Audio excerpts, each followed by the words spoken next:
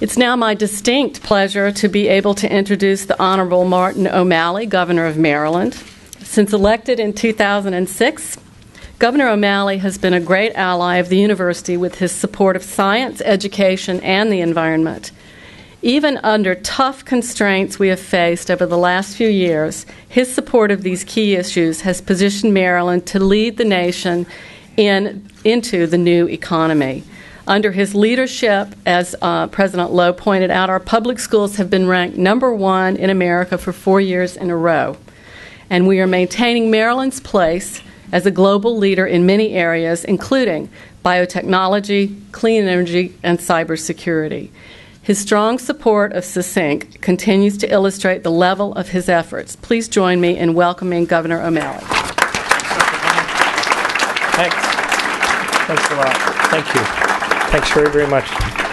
Dr. Palmer, thank you very much. And thank you all for being here today. I turned to Dr. Kerwin and I said, you can tell what an important event this is by how many people have taken time out of their day to be here.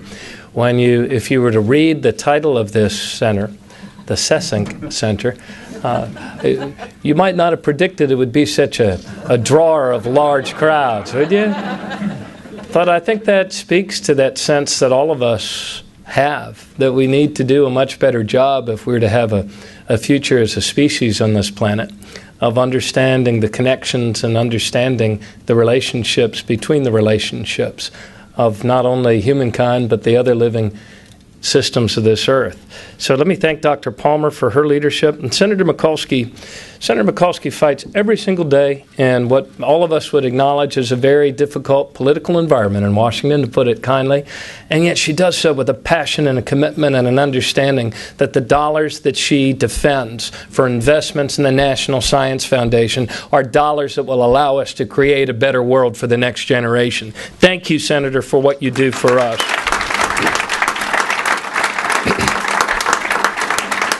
Dr. Kerwin, Dr. Lowe, Dr. Don Bosch, it's wonderful to join all of you today, and I want to recognize Dr. Subra Suresh, Director of the National Science Foundation, who said to me that this is the largest grant from the National Science Foundation to the University of Maryland in our history, and we would like to welcome you on any future occasion that you would like to return to Maryland.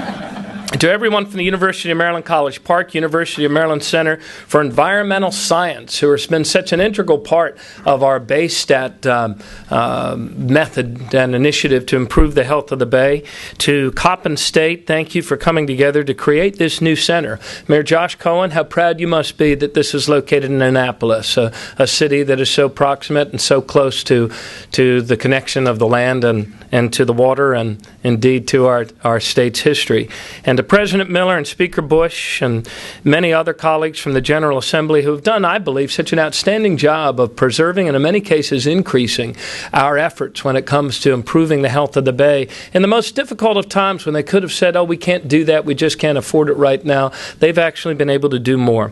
We are all here today because we understand that there are some challenges that are so large that we can only tackle them together. Creating jobs, expanding opportunity, building a more sustainable future for our children. These are things that we can only do together.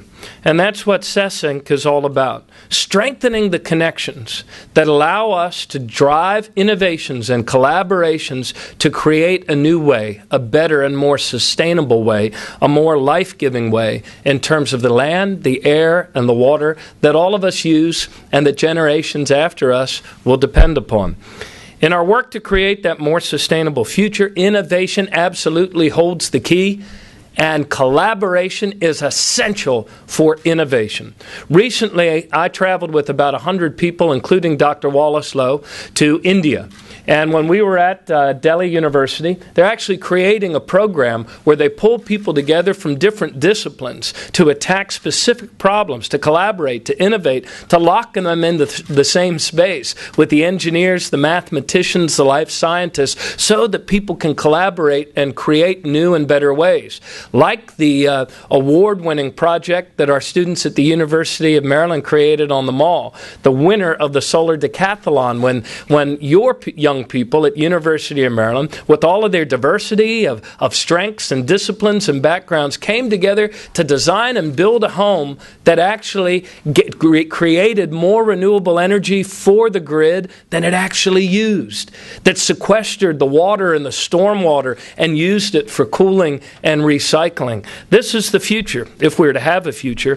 SESYNC was founded on the understanding that the large, complex, far-reaching environmental problems that we face require new kinds of solutions, new kinds of collaborations, and new kinds of innovations. And never in the history of our planet have these collaborations and innovations and solutions ever been more urgently needed.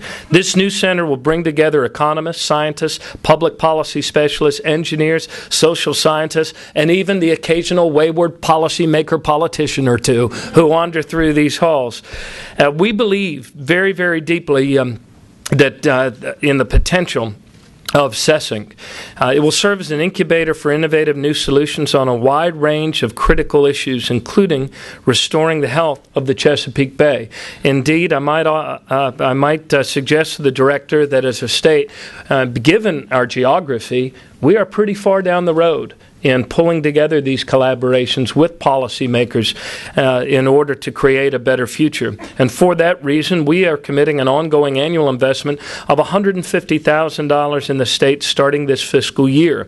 We've made progress revitalizing and restoring the health of the Bay, and because of so many of the tough choices that we've made together, her waters are becoming a little bit healthier every year instead of a lot sicker every year.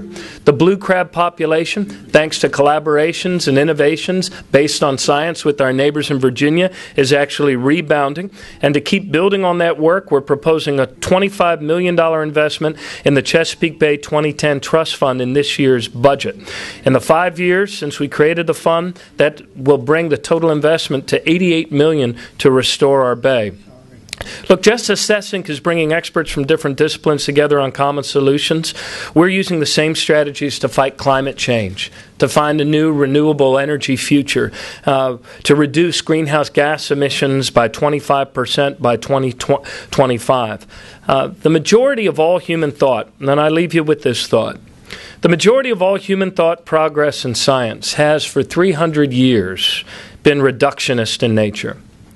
It's been driven by a fundamentally Western belief that nature is to be harnessed, to be dominated, to be brought to heel to serve our material appetites. But this drive for sustainability in all its forms, land, air, water, energy, green design, is not reductionist. It's holistic. It seeks to integrate the many small parts into a larger picture. The great American Thomas Berry wrote, "We need to understand how the human community and the living forms of the earth might now become a life-giving presence to each other." That, in a nutshell, is what SESYNC is all about.